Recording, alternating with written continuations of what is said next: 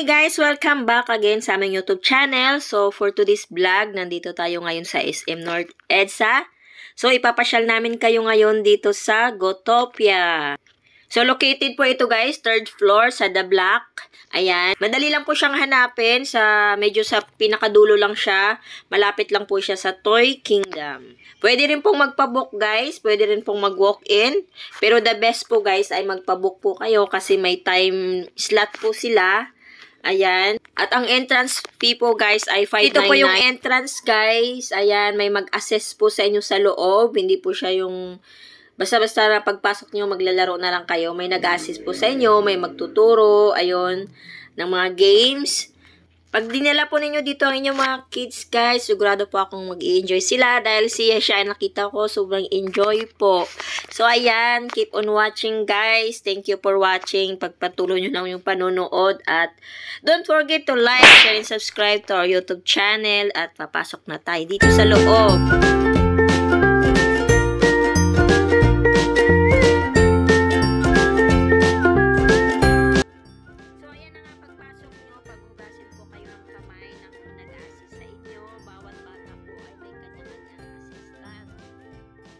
Ayan na nga si Kuya guys, siya po yung nag-assist kay Yesha. Sabi niya saglit lang daw dahil on lang niya. So ayan, in-explain po niya kay Yesha kung anong gagawin. So si Kuya Inglesero po yan guys, kaya madali pong makaintindi yung bata sa kanya. So ayan, kinabitan na nga siya ng helmet para kung sakaling matumba siya, mauntog ay hindi po matamaan yung kanyang ulo. Paglaruin nga po sana ako ni Kuya guys, kaya lang mas pinili ko pong hindi muna maglaro, manood muna, tingnan mo muna si Yesha kung ano ba talaga, mag-enjoy siya, yun, super enjoy naman po siya.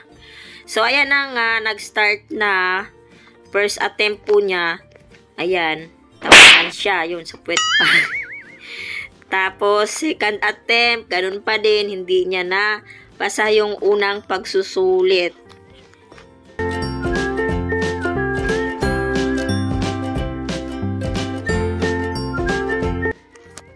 So, ito naman sa pangalawang games, guys. Ito ay isushoot po nyo yung mga bola na nalalaglag sa box. Kung marami po kayong nailagay na box, ayun, may points po kayo. At meron po silang ibibigay na reward.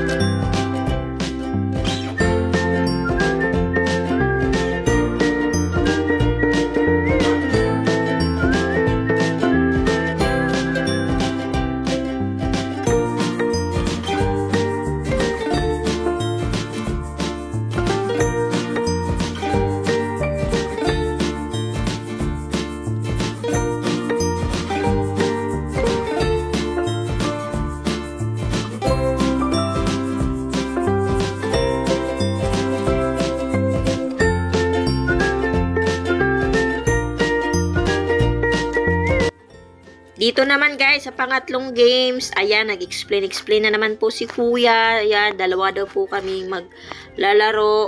At paunahan daw po kung sino pong makauna nagpalobo ng lobo. At matatama po sino po yung pinakamalaking laki, ayun, na lobo guys, ay siya po yung mananalo. So, ayun na nga, siya po yung nanalo, ang bilis-bilis po niya. Ayan, ibang-iba talaga ang kaligayahan ng bata kapag ka nananalo sa games.